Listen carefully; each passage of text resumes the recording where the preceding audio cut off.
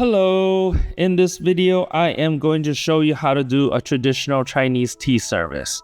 A friend of mine took me to this tea shop located within a very traditional part of Beijing with a bunch of historical buildings, and there's a whole mix of residents with businesses all mixed inside.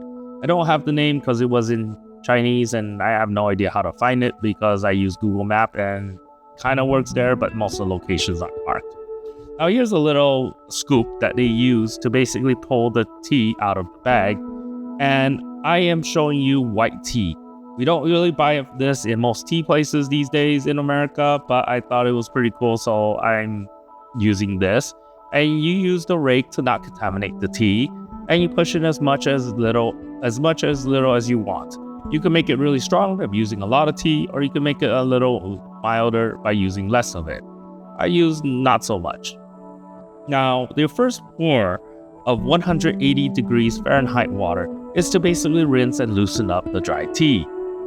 And this whole rinsing process actually serves the second purpose. It is to rinse your glassware and ceramicware, but realistically, it's also there to mainly heat up all your wares. So that way you're not drinking out of a really cold cup and it doesn't bring down the temperature of the tea really fast. And you can use that same water and pour it into every little cup you use. In this case, since there's only two, I'm just using that one. If you don't have enough, you just use the hot water and you pour over everything to warm everything up. And those cool traditional certain tables, they have plumbing that's built into it, and you could just pour water everywhere. It looks really grand and really cool. So now I'm steeping up the tea, and they also provided us with some snacks, nuts, variety of nuts. The hawthorn candy over there is super cool. It's really good. Lychee, some dried fruits, and a couple of cakes, and the biggest blueberry that honestly I've ever seen. Those blueberries were huge and very sweet.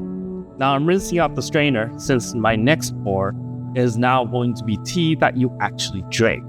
So I want to make sure that the strainer is clean because remember I used it to strain out the first pour of tea, which has debris and little small bits in it. So once that's all cleaned up, I'm actually going to strain it into the serving carafe right there. And if you had a bigger steeping pot, you probably would fill up that whole carafe up. And you could keep making tea and keep filling it. And you would take from that carafe and you would use it to serve the tea. And you also keep some tea ready. So when people finish drinking from their cup, you could immediately refill their cup again. And now while I'm getting ready to serve, I'm going to start steeping my next cup. That way I can have a continuously full warm tea to serve you. And sometimes you see people drink halfway even though they're not empty.